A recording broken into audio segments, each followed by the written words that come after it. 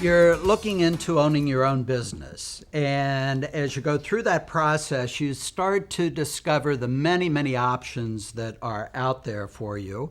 And you start posing the question, what is the right option for me? Joe, as we've talked to people, we frequently find some that are looking year after year. Right. They are typically focused when you challenge them on saying, well, I'm looking for just the perfect business that will fit me. Right. What is the perfect business?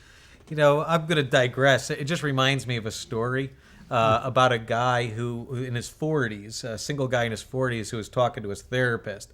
And he was describing why he was single because he was looking for the perfect woman. And the way he described it is, first of all, she's just drop dead gorgeous.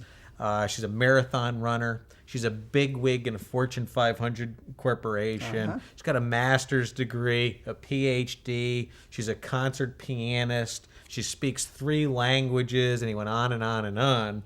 And when he was done, the therapist looked at him and said, well, first of all, there's no such woman as that. And then second, even if there was, what would she be doing with a jerk like you? And let's relate that to business, right?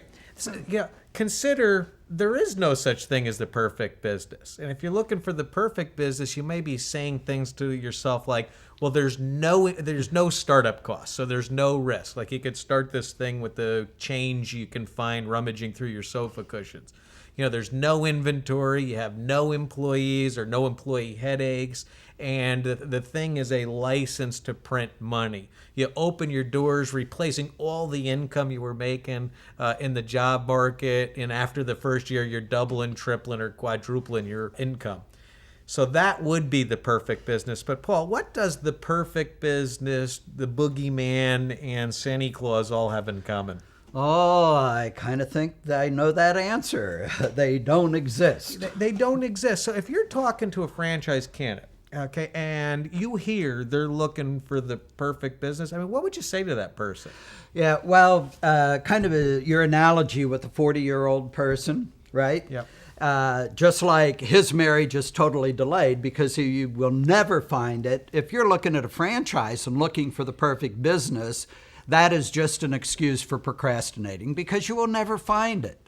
But it is important that you find a solid business, and there are ways to check that out. So look at the franchisor's track record. You'll have lots of information in the disclosure document, and also talk with the franchisees. Ask them how the franchisees are performing. And you want to focus on the 80% of the people that typically are performing quite well. Paul, let me just underscore one thing you're saying. There is no such thing as the perfect business. There's the right business. And what the right business looks like, first you start out knowing what do you want the business to do for yourself and family. That would be your financial goals and your quality life goals. And then you just measure that against the franchise's ability to produce that with a high degree of probability. So you get in contact with the franchisor representative, you share with them what you want the business to do, and then you study to make sure that that business can deliver that life that you want for yourself and your family with a high degree of probability. And if it does, that is the right business for you.